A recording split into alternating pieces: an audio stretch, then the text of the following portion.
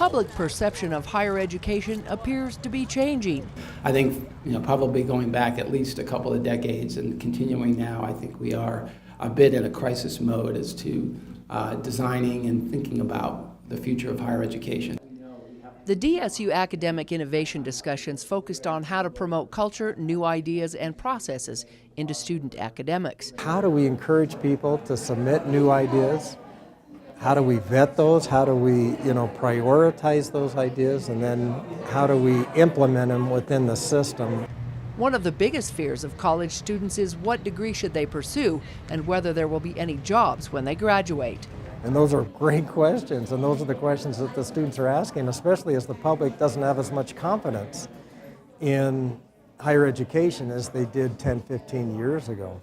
To keep up with those changes, Dixie State will have to incentivize in order to leapfrog forward. That's why they're hoping roundtable discussions like this will bring forward new ideas. It all starts small. It all starts with a bloody idea, which is the size of the seed, and it grows fast. One idea is to create more apps for students. Mostly millennials, and how do they function? They function with their phone. But all realize the true innovation takes money.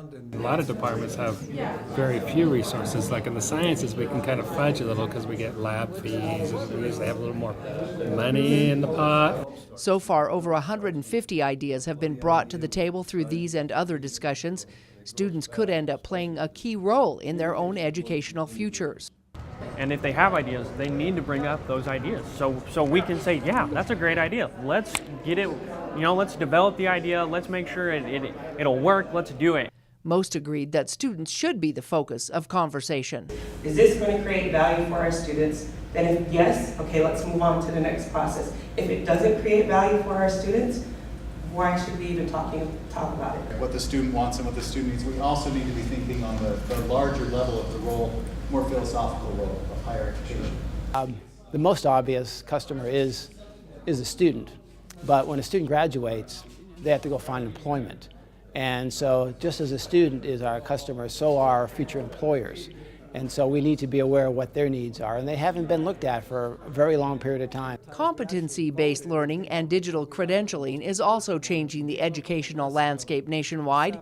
More employers don't care if their workers have the degree, but want to make sure they have the proper skills. Now, with employers wanting competence and skills, more so, a lot of them, than just the degree, it really does change the nature of what students are wanting out of higher education institutions. DSU's Active Learning, Active Life concept fits right in with that hands-on approach. The discussions are designed to encourage those involved to come up with innovative ideas. One of them, a little bit controversial, is to get rid of grades. From Dixie State University, Melissa Anderson, CEC News.